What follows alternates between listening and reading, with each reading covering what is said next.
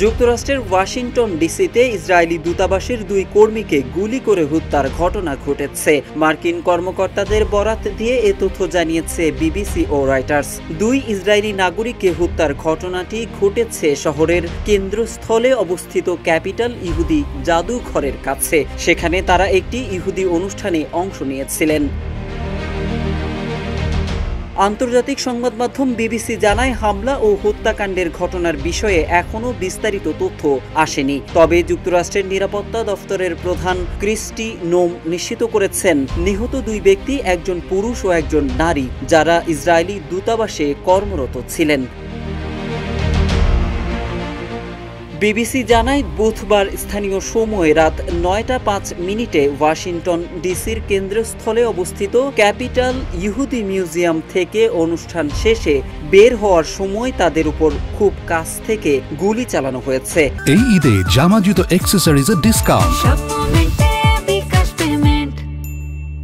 এতে ঘটনাস্থলেই তারা মারা যান। সিবিএস নিউজ জানিয়েছে, এই হামলা তাদেরকে লক্ষ্য করেই করা হয়েছে, অর্থাৎ এটা ছিল ইচ্ছাকৃত হামলা।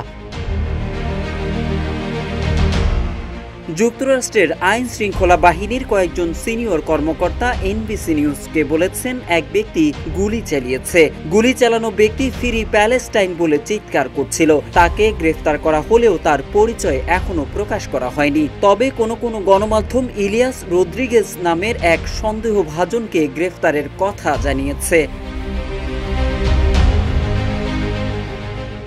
এদিকে জাতিসংঘে নিযুক্ত ইসরায়েলি রাষ্ট্রদূত এই হামলাকে ইহুদি বিরোধী সন্ত্রাসবাদের নিকৃষ্ট ঘটনা হিসেবে বর্ণনা করেছেন। সামাজিক যোগাযোগ মাধ্যম এক্সে ড্যানি ড্যানন বলেছেন, জাদুঘরে যখন একটি অনুষ্ঠানের আয়োজন চলছিল তখন এই গোলাগুলির ঘটনা ঘটল। তিনি ইহুদি সম্প্রদায়ের ক্ষতি সাধনকে রেড লাইন অতিক্রম করছেন বলেও উল্লেখ করেন। ইসরায়েলি দূতাবাসের মুখপাত্র তাল নাইম কোহেন এক বিবৃতিতে বলেন, তাদের 2 কর্মীকে খুব কাছ থেকে গুলি করে হত্যা করা হয়েছে। তারা স্থানীয় ও ফেডারেল আইন শৃঙ্খলা বাহিনীর উপর সম্পূর্ণ আস্থা রাখছেন যে তারা অপরাধীকে আইনের আওতায় আনবে এবং যুক্তরাষ্ট্র জুড়ে ইসরায়েলি প্রতিনিধি ও ইহুদি সম্প্রদায়ের নিরাপত্তা নিশ্চিত করবে। মোহাম্মদ সাইফুল ইসলাম, ইত্তেফাক।